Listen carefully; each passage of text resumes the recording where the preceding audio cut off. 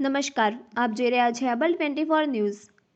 વડનગરમાં વિકાસની જાળવણી સામે સવાલો। હાટકેશ્વર મહાદેવ મંદિર પાસે સ્વદેશ દર્શન પ્રોજેક્ટની દિવાલ અને લાઇટિંગ વ્યવસ્થા બિસ્માર હાલતમાં। વડનગરના ઐતિહાસિક હાટકેશ્વર મહાદેવ મંદિર પાસે આવેલ સ્વદેશ દર્શન પ્રોજેક્ટ અંતર્ગત વિકસાવવામાં આવેલી દિવાલ અને તેની લાઇટિંગ વ્યવસ્થા હાલ બિસ્માર હાલતમાં જોવા મળી રહી છે।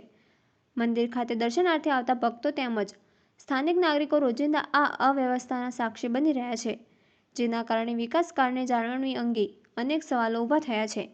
અમતોલ દરવાજાથી નદીઓળ વિસ્તાર તરફ જતા માર્ગ પર બનાવવામાં આવેલી આકર્ષક દિવાલને રાત્રિના સમયે વધુ મનોહર બનાવવા માટે વિશેષ લાઇટિંગ વ્યવસ્થા ઊભી કરવામાં આવી હતી, પરંતુ હાલમાં મોટાભાગની લાઇટો બંધ હાલતમાં જોવા મળી રહી છે, જેના કારણે સમગ્ર વિસ્તારની સુંદરતા પર અસર પડી રહી છે।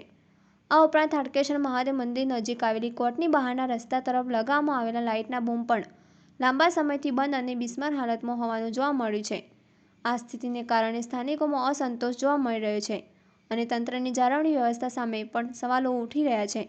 સ્થાનિકોમાં એવી ચર્ચા પણ ચાલી રહી છે કે વિકાસના કામો પાછળ લાખો કરોડો રૂપિયાની ખર્ચ કરવામાં આવે છે, પરંતુ તેની નિયમિત જાળવણી માટે પૂરતું ધ્યાન કેમ આપવામાં આવતું નથી? જો જાળવણી માટે પણ ગ્રાન્ટ કે ખર્ચ ફાળવવામાં આવતો હોય તો તેનો યોગ્ય ઉપયોગ કેમ થતો નથી?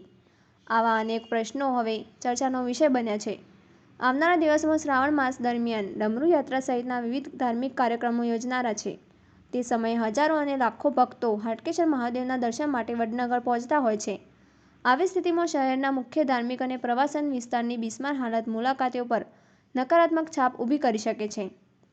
સ્થાનિક નાગરિકો અને ભક્તોની માંગ છે કે સંબંધિત તંત્ર દ્વારા આ બાબતને ગંભીરતાથી લઈ તાત્કાલિક ધોરણે લાઇટિંગ વ્યવસ્થા, દિવાલો અને અન્ય જાહેર સુવિધાઓ જરૂરી મરામત તથા જાળવણી કરવામાં આવે, જેથી વડનગરની ઐતિહાસિક અને સાંસ્કૃતિક ઓળખને અનુરૂપ સ્વચ્છ, સુરક્ષિત અને આકર્ષક વાતાવરણ જળવાઈ રહે। અહેવાલ રણજીતસિંહ ઠાકોર, એબલ 24 ન્યૂઝ, વડનગર।